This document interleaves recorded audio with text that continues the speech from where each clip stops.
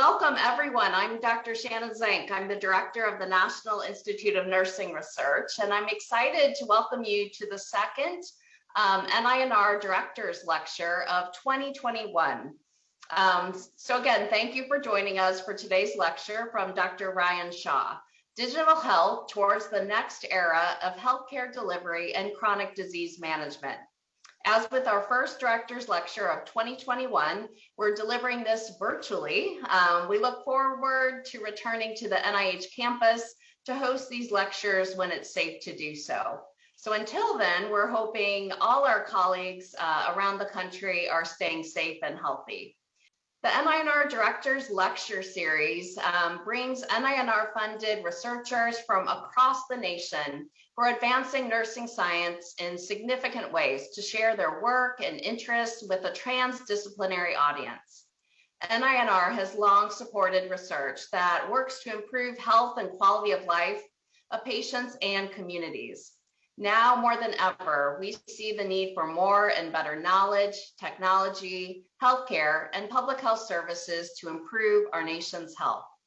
We're committed to funding nursing science that will solve the most pressing health problems and the most stubborn health inequities by collaboratively taking nursing science to new levels. Collaboration between nursing and other fields is one of the ways to solve those health problems. With that, I'd like to introduce today's speaker, Dr. Ryan Shaw.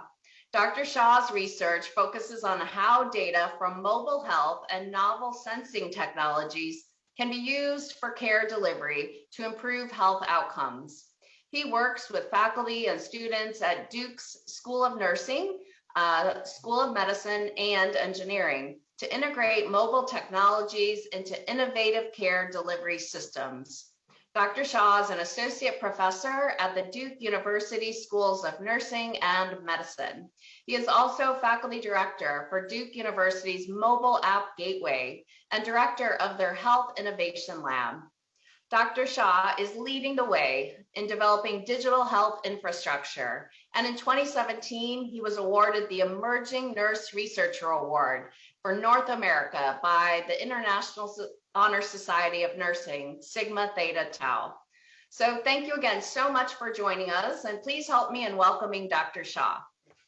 Thank you so much. It is really an honor to be here today to speak with you all about digital health, what it is, how it's being used for care delivery, and to share with you some research that we've been doing for over 10 years now, in which we've been using digital health as a tool for the prevention and management of chronic disease. And so let's start here.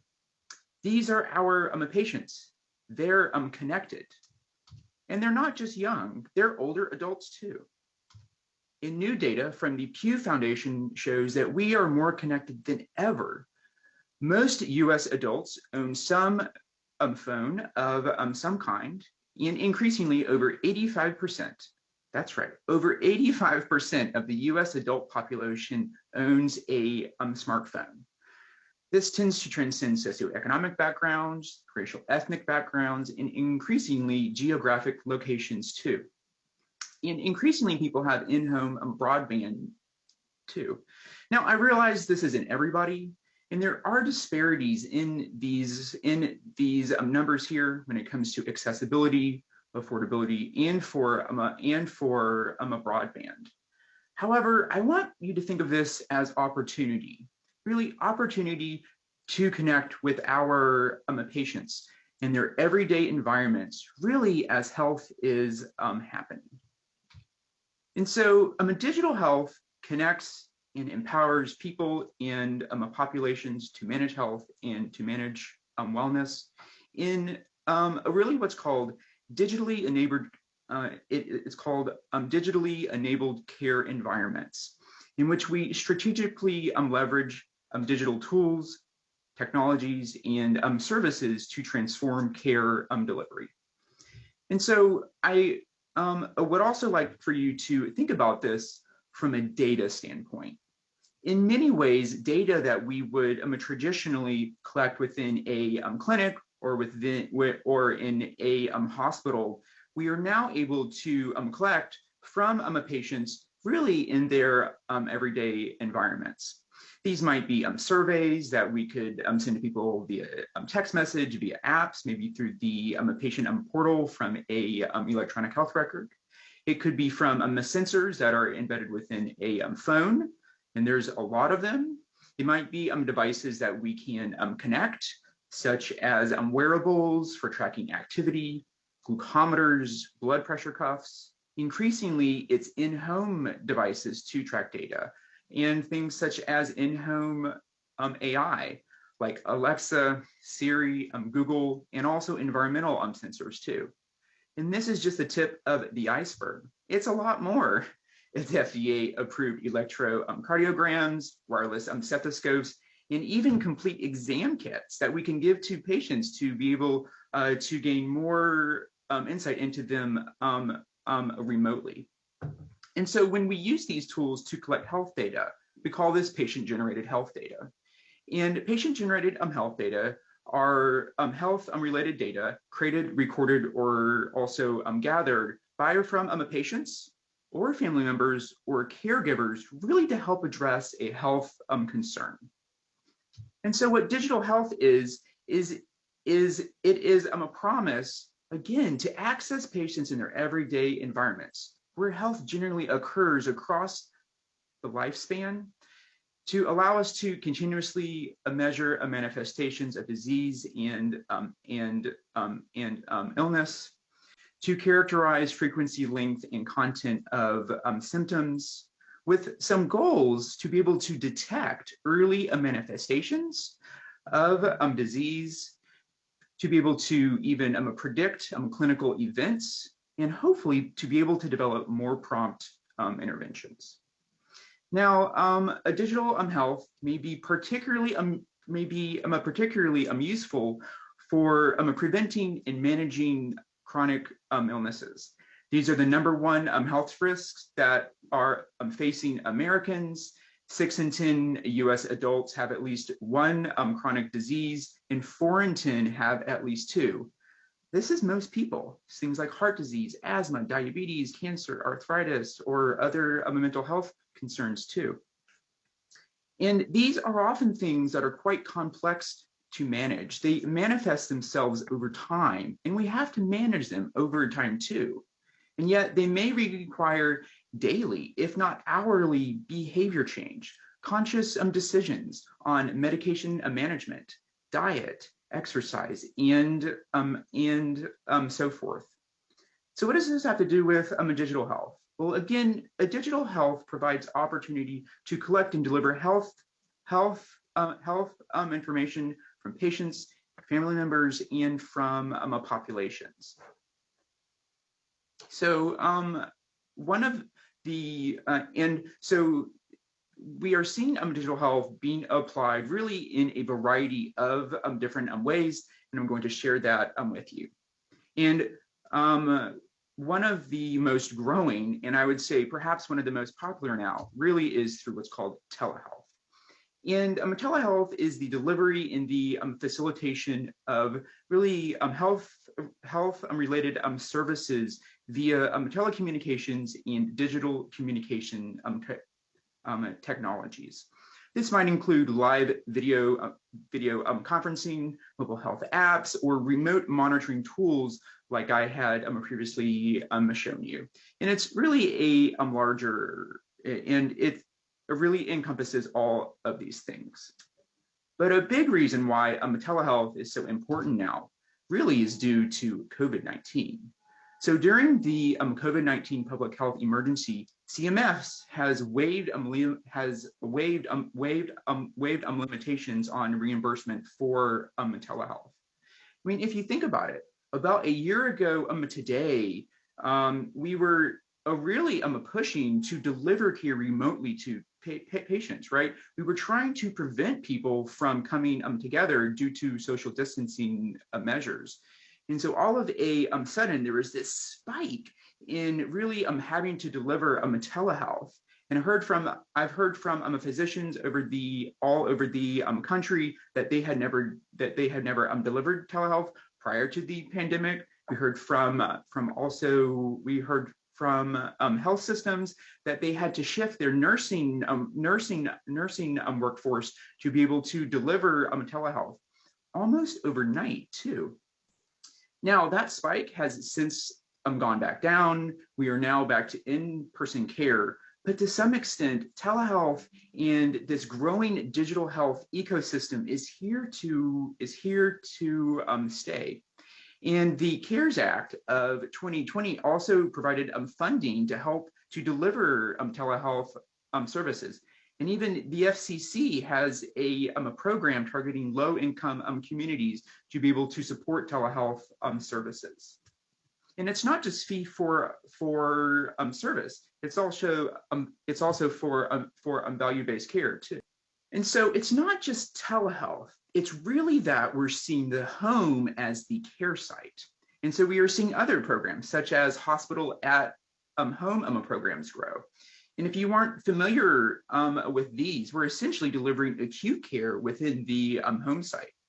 Let's say a patient is admitted to the emergency department. They have congestive heart failure. They are treated. Well, they may not be admitted to the hospital. They may be discharged home in these hospital at home programs. And in this case, we essentially give patients this iPad that might have a cellular connection to it. We tether monitoring devices to it, and a nurse can remotely monitor the patient while they are at home. But the nurse or a physician actually goes to the home too. They do assessments, they take vital signs, they draw labs. So it's not completely remote care. In many ways, and what I think is really fascinating is that we have often imagined technology might make care cold.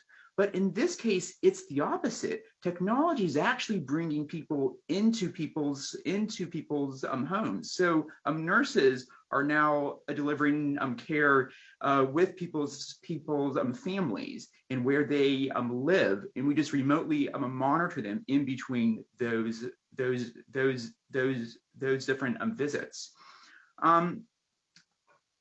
The other thing is that we're seeing these growing virtual care programs. And these are a combination of things where you might download an app, you could have 24/7 chat, you do video conferencing, and again, you might send the clinician into people's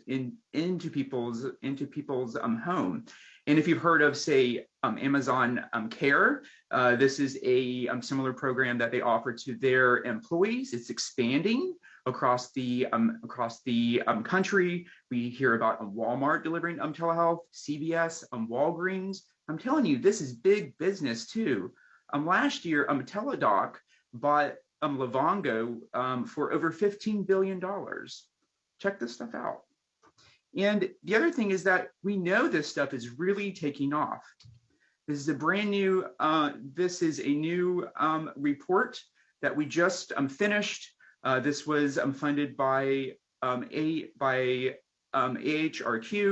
This is a environmental scan report they are about to release on integrating patient-generated health data into electronic health records.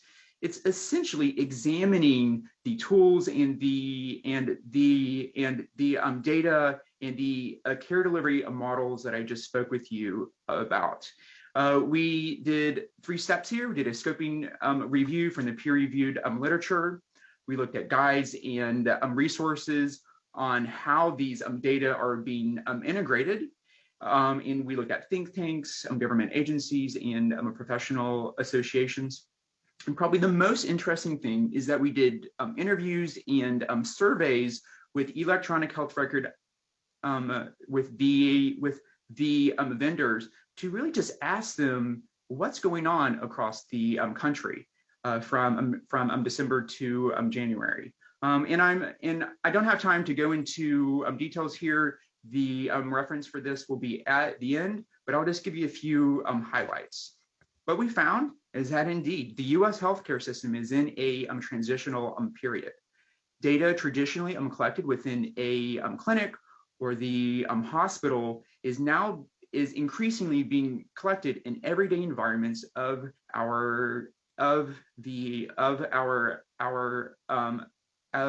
patients for a variety of different care delivery needs, whether that's for a mental health care, it could be for cardiovascular care, diabetes care, and so forth.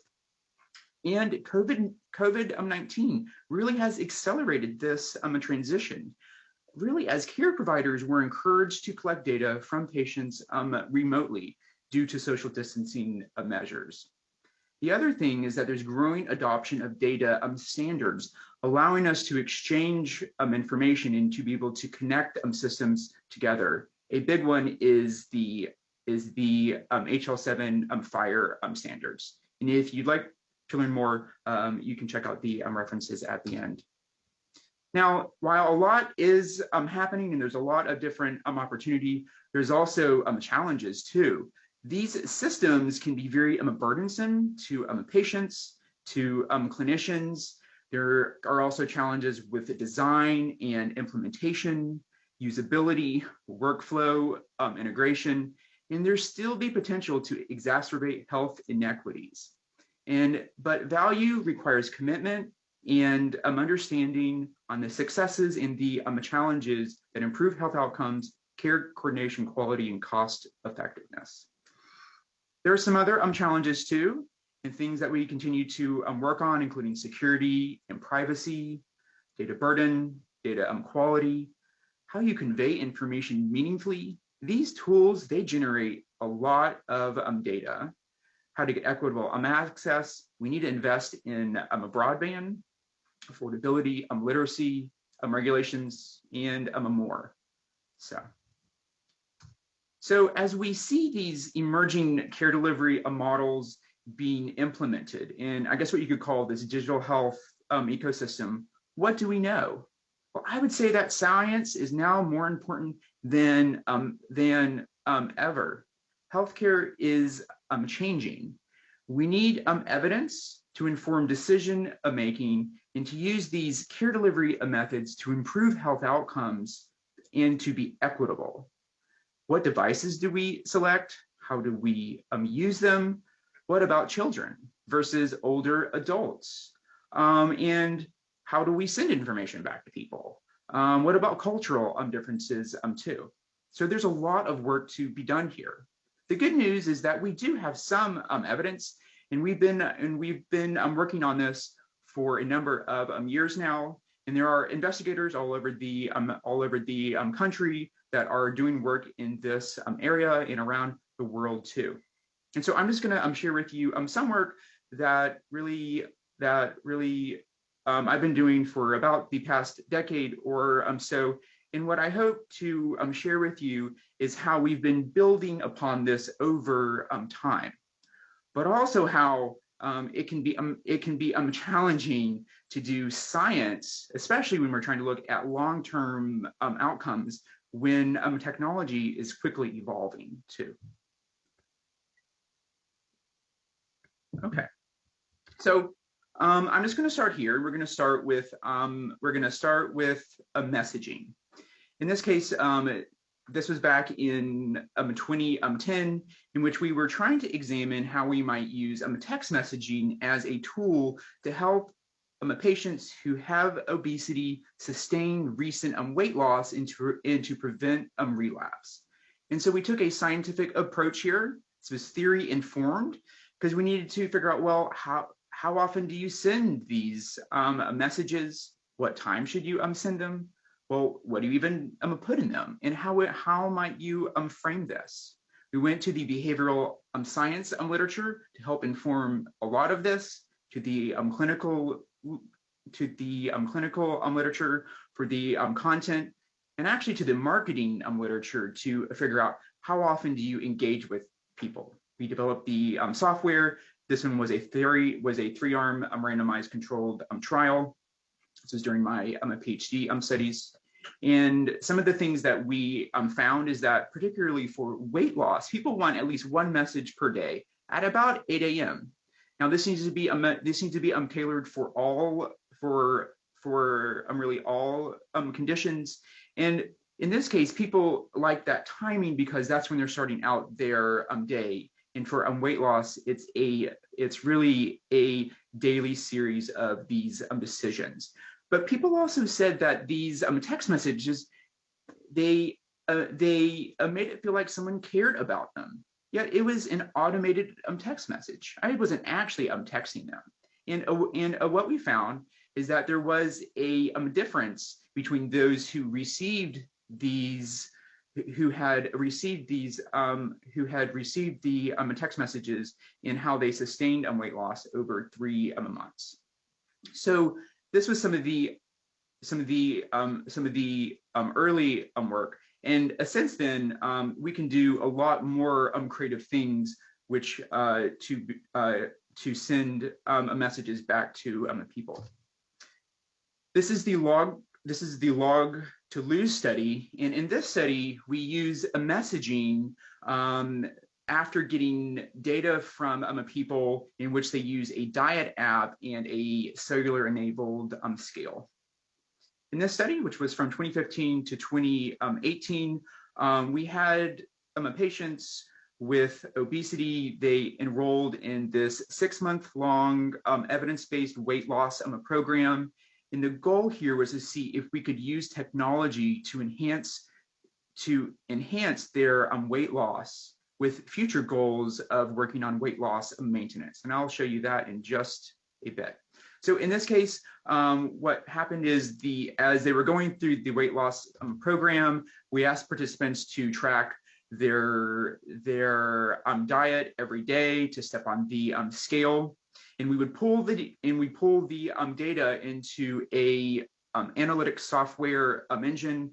We apply algorithms to it to see if they've been tracking their diet, they've been stepping on the scale, and if they are losing weight or not. And in a feedback loop, in a week, we tell people if they were successful or not, and they are enrolled or they receive this text message for a chance to win a reward. In this case, we are really testing a behavioral science approach using variable ratio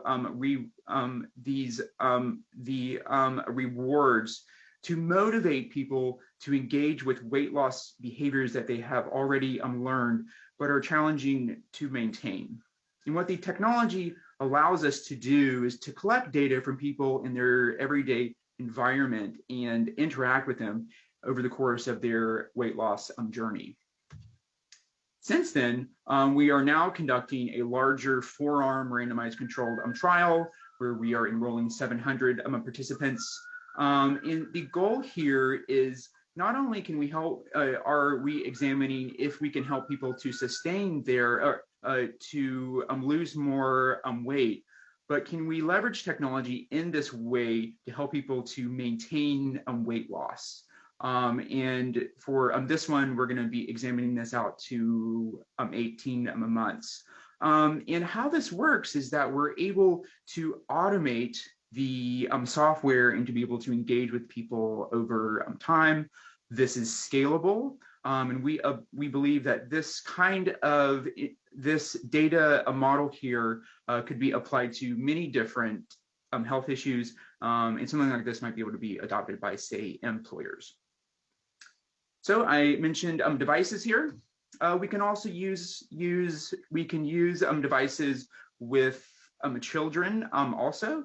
This is one of my former PhD students, Dr. Jackie Vaughn, in which she's been examining how to use mobile health technologies for pediatric symptom monitoring.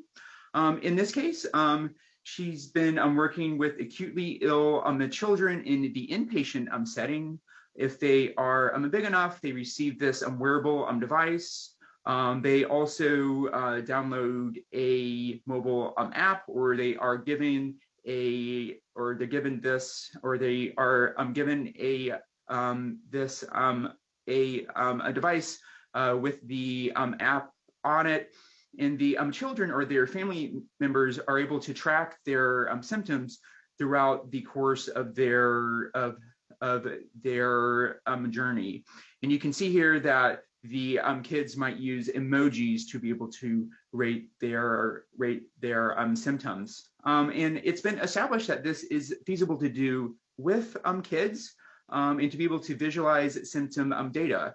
And it doesn't just have to be inpatient. These children can be discharged home with these same tools, and we can continue to gain insight on their symptom trajectories too. And you can design these data in many different ways. It could be through bar charts, line charts, pie charts.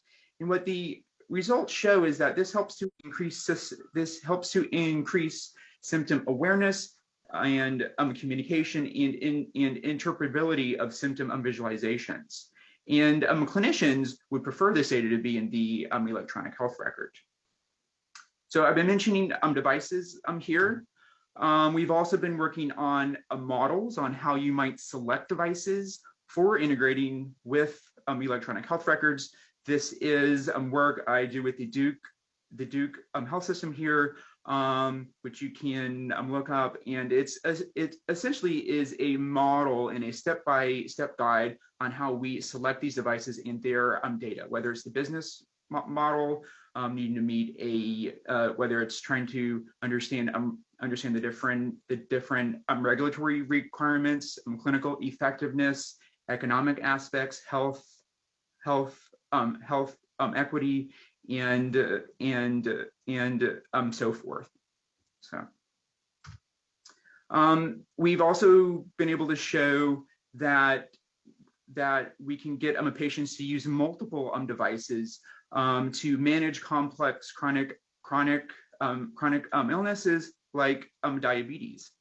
In the Diabetes Mobile Care Study, which was from 2016 to 2019, this was a mixed methods observational trial looking at the feasibility of really having diverse patients who have diabetes to be able to track and to transmit data from multiple devices over time.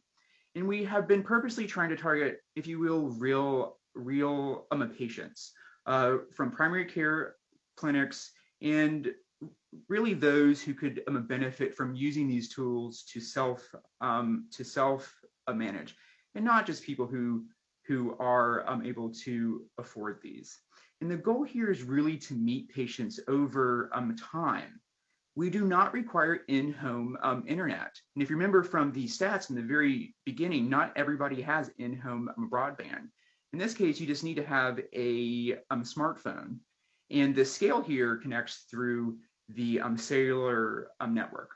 And so what we find is that it's a lot easier to engage patients with these tools if we really focus on what will work for them. And you'll also notice there's no diet app here.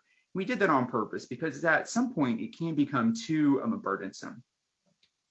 And so here's just a quick snapshot just to kind of show you in this sample that we were able to enroll patients from different backgrounds, gender, age, race, from education, and from household income. And what we found here is that it is feasible for participants from different socioeconomic, educational, and racial backgrounds to use these devices for at least 6 months. The data revealed notable patterns, and I'm going to show you that. However, there are challenges with data transmission, reliability, and quality.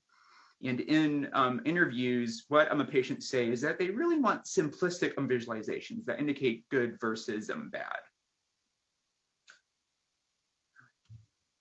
So here's just one example of how we examined the data here.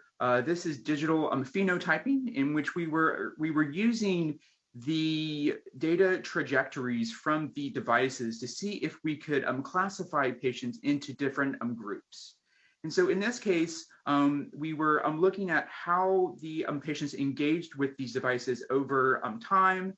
We did a latent class growth analysis. On the left are the glucometer data, and on the right is the weight data.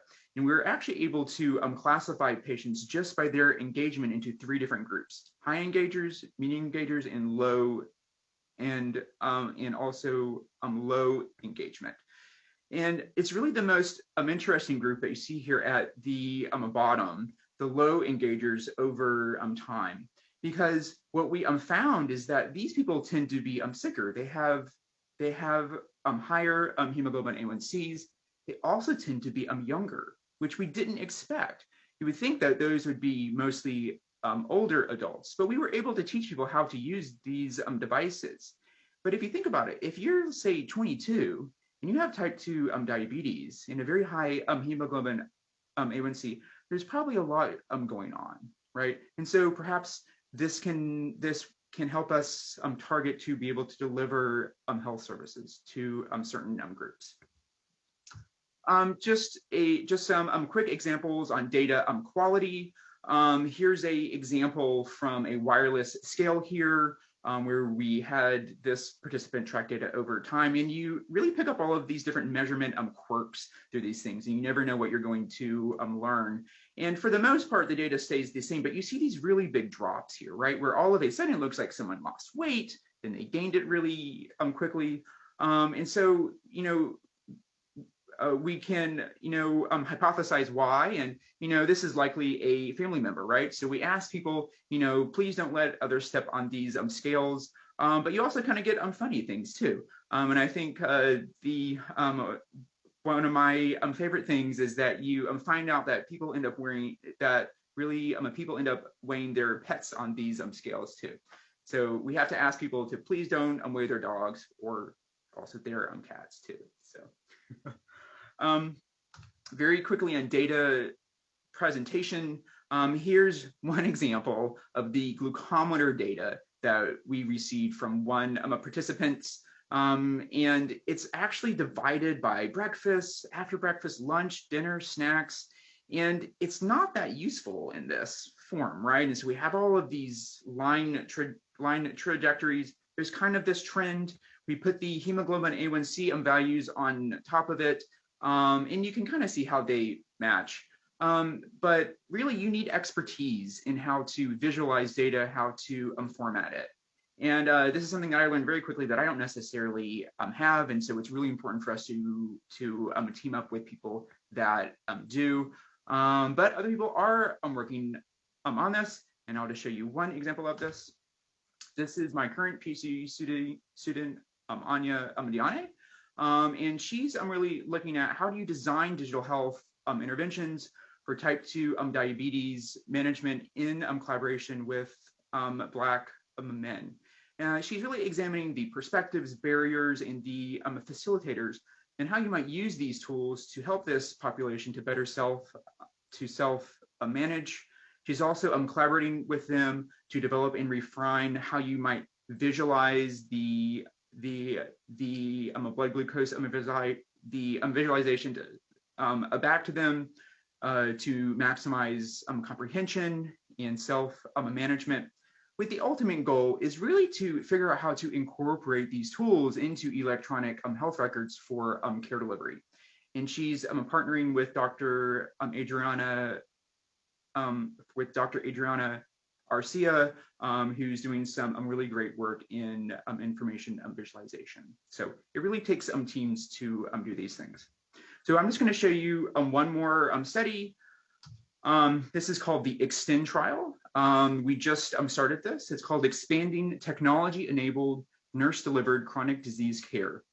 And for this one here, we are really trying to pull everything together. This is team-based telehealth and mobile monitoring. In this case, we are targeting patients who have uncontrolled diabetes and uncontrolled hypertension. This is particularly complex to manage. It can be very burdensome too. These patients are having to monitor their diet, their exercise, they might be monitoring blood sugar, blood pressure, they might be having to give They might have to administer insulin multiple times throughout the day, and we refer to them as clinic refractory. In other words, the current clinic-based care delivery model, it just isn't quite working. These patients really need more care. And so this is based upon, in part, the cumulative complexity model. And I've teamed up with Dr. Matthew Crowley on this project here, and he's been doing some really great work that has shown that nurse-delivered telehealth alone in this population has improved hemoglobin A1C by up to 0.56 at 12 months. And the previous work that I had showed you too shows that we can get this patient population to be able to use multiple devices for up to half a year. So we are pulling these together, and these participants are randomized to one of two different groups. In the first group, they receive a suite of these mobile monitoring devices. They're asked to monitor for 2 years, and we pull that data into the electronic health record. And I would think of this group as our attention control group. They're getting standard of care, but they're receiving these devices for their own self management. And there isn't really anything here that we wouldn't already expect them to necessarily be monitoring them too.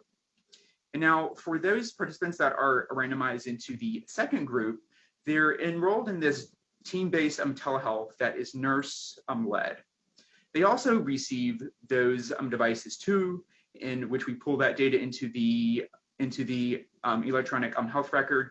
And a nurse meets with them every 2 to 4 weeks in a telehealth in this telehealth visit. They deliver evidence-based modules on managing their diabetes, managing their hypertension, and then they compile a report in the electronic health record, and they work with a pharmacist to do medication management. And so the nurse and the pharmacist are essentially working with the patients to hopefully improve outcomes in between these clinic visits. And our goals here are really to improve their health outcomes, such as hemoglobin A1C, blood pressure, and self-management practices.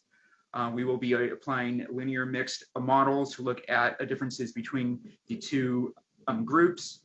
We are also looking at how we can implement and scale this through interviews with various stakeholders. We're also looking at costs and reimbursement. There's a health economist on our team.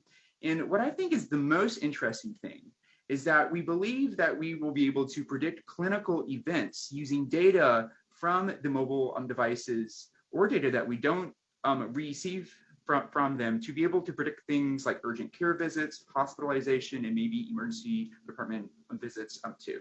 So stay tuned on this. So in summary, healthcare is evolving, accelerated by COVID-19. We really are witnessing the implementation of these digitally enabled care delivery models, and digital health really offers opportunity to hopefully enhance care delivery, improve and sustain health outcomes, and provide more equitable, accessible care. Nevertheless, there are challenges like long-term outcomes, accessibility, literacy. How do you interpret and visualize complex data, security, privacy, and more? And the last thing I would say is that technology changes fast. So really focus on the data and the scientific methods. I have a lot of people to be thankful for who have really supported me and worked with me, my family, many of the patients, colleagues, staff, students, and the funding agencies too. here's some references. Thank you.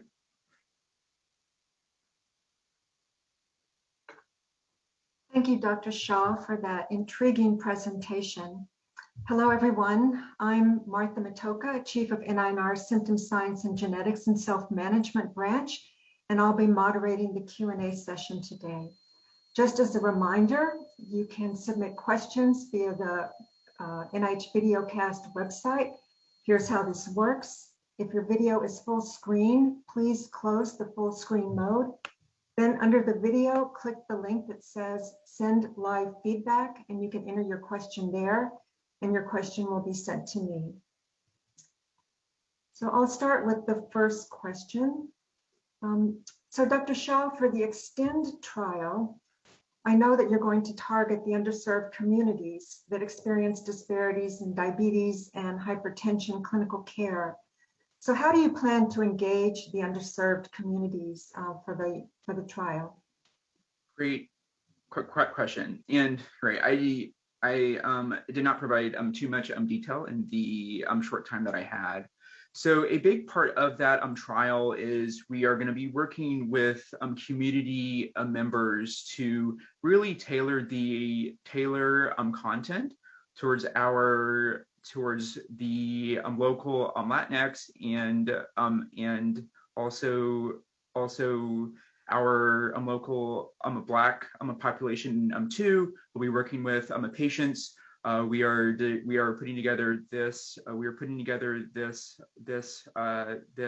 advisory board to really help guide us to make sure that the content and the care delivery model is more attuned towards patients here. So.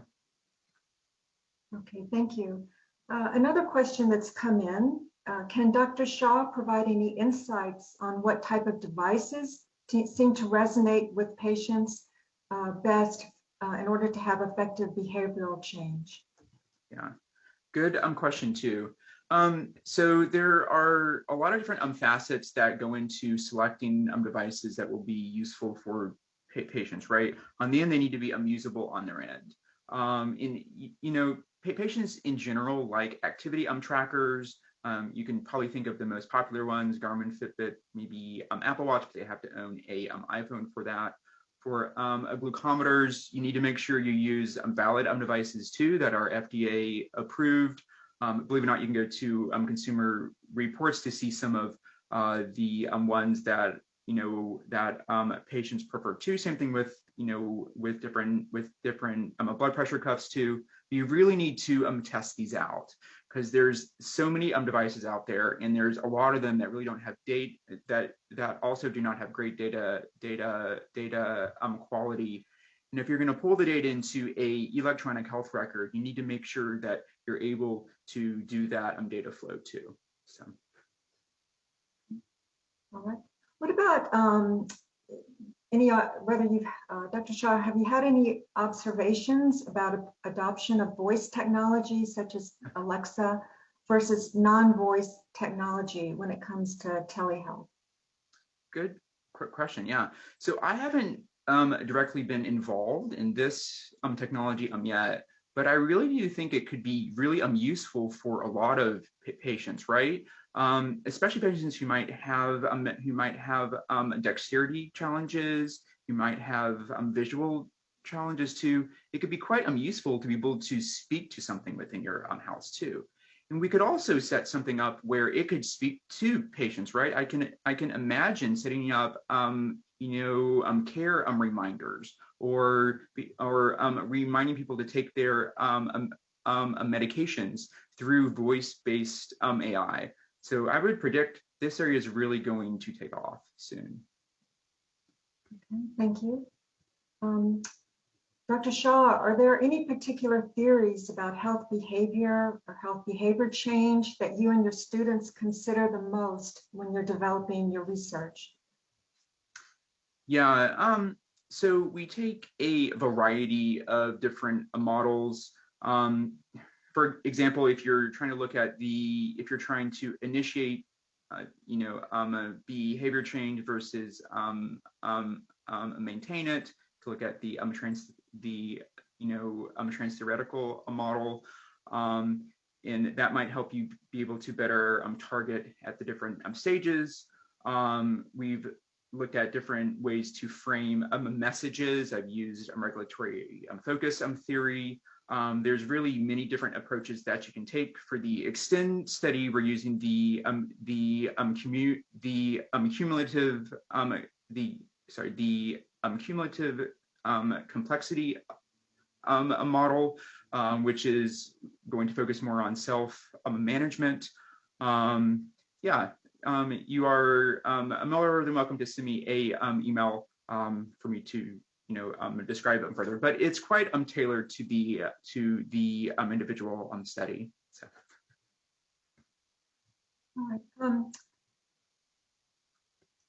What about when you think about visualization of data according to patient or participant preferences? Are you finding any commonalities among your studies as far as how the participants prefer to see their data? Yeah, so participants want options. In the moment, they want visualizations that are simple, right? And that often might tell them what they need to do in that moment, right? But they also they want to be able to look at their data over time to be able to see trends. And one of the things that we heard from participants in one of the diabetes trial is that they would like to know if there's a way that their daily data can be predictive of what their hemoglobin A1C would be, right? To kind of give almost this like stop go information about behaviors that they should or also shouldn't do. I also heard from clinicians, they also like simplified visualizations too, pie charts, bar charts. There's a lot of great information out there about how to visualize data too. So.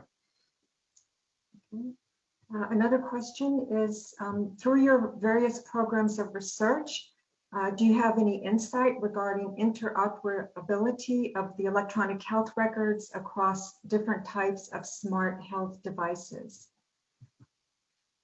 Interoperability is, this is a national and international endeavor. The smart on fire approaches are really being adopted as some of the ways in which we might exchange data between apps, between wearables, and between and from patients too. So yeah, if you are really interested in this, check out Health Level 7. It's abbreviated HL7. All right. Someone has asked about the availability of your references. I assume they can find them on the archived videocast. Is that correct? Right. Yeah. So you can go back to the recording and hit pause. You should be able to get them. Another question is about making decisions on which devices and applications to test. Do you partner with any health tech companies? Not necessarily do I partner with health tech companies. I try to take a more holistic approach at this. I'm working with the Duke Health System as we begin to approach what devices do we recommend to patients and which ones will we integrate with the electronic health record. I would look at what's the data that you need to collect, and then look at really a variety of different models, and then I would use them. You should really test these things out to make sure that patients from different backgrounds can use them. And for example, not necessarily is Bluetooth always the best technology. It can be challenging to use. So just because something works, it may not be the best fit. And you really need to see what is the data that you get from those devices. Every company might structure data differently, and they may or may not allow you to receive data from their server via an API. And that's another thing too, is that a lot of these devices and the companies that they are associated with, the data goes to those companies, and it may be owned by them too. So we have to deal with how do we inform patients on really describing what it means for data to go to the cloud, privacy, security, and much more. All right. So here's a question.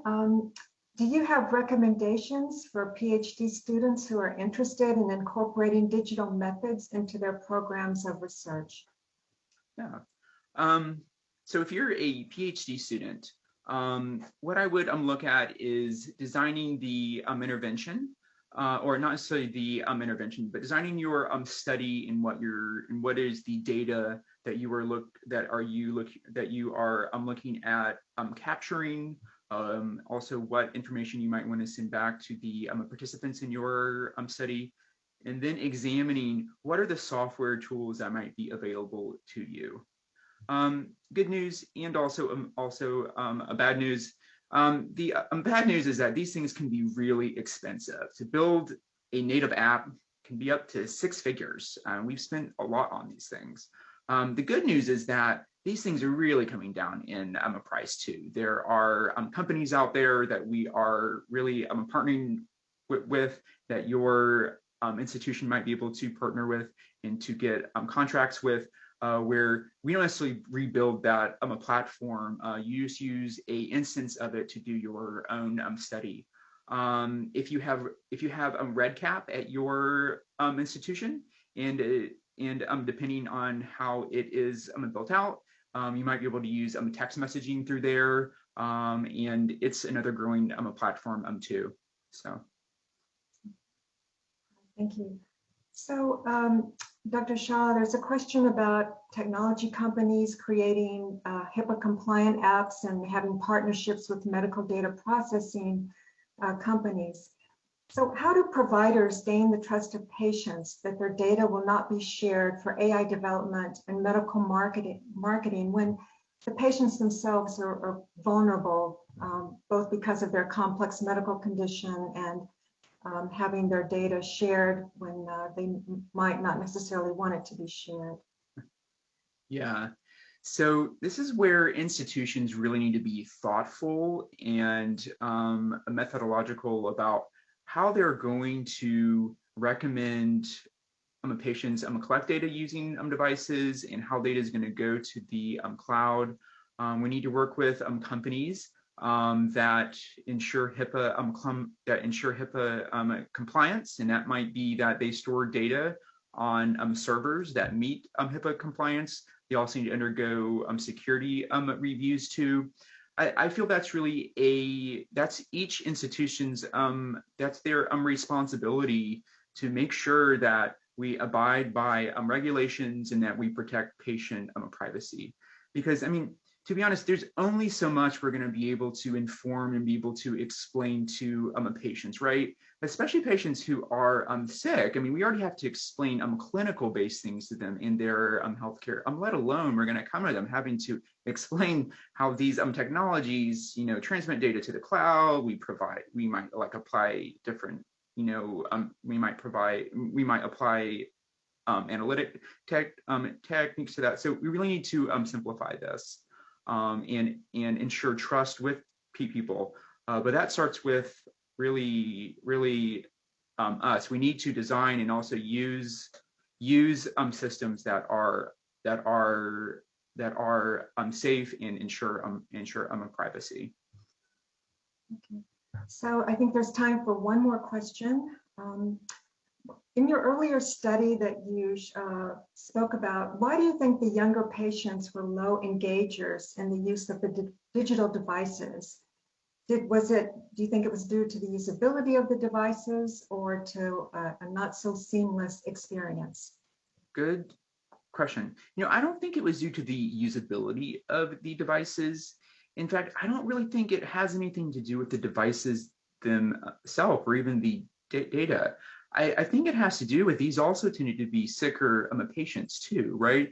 And so they're dealing with likely a lot of different things going on in their life. I'm sure there's a lot of different social influencers of their health that are happening too. And I would say in that case, we don't really know, but if when we get to implementing these tools into care, that pattern revealed that perhaps we should have a social worker reach out to them, or a nurse case a manager reach out to them. Yeah, I'm not completely sure, but it is opportunity for us to recognize that perhaps we are missing this, we are perhaps not delivering enough services to that particular group. So. All right, well, thank you again, Dr. Shaw. And at this point, I'm going to invite Dr. Zink to come back on to close our event today. Thank you, Martha, and thanks again, Dr. Shaw, for joining us today and sharing your program of research with us. Clearly, your research addresses one of the largest issues facing healthcare today, chronic disease management, and importantly, a solution to address that, telehealth and digital health technologies. I really appreciated how your work relates to several objectives of nursing science, enhancing care delivery, improving health outcomes, and providing more equitable, accessible care. One of the points I often bring up is how nurses are everywhere, in schools, in hospitals, at clinics, in the community, and in homes. Digital health solutions are a perfect example of how nurses can truly be wherever the patient is. So I appreciate everyone tuning into today's lecture, and I especially want to thank Dr. Shaw for sharing his time with us today. Thanks again. Thank you.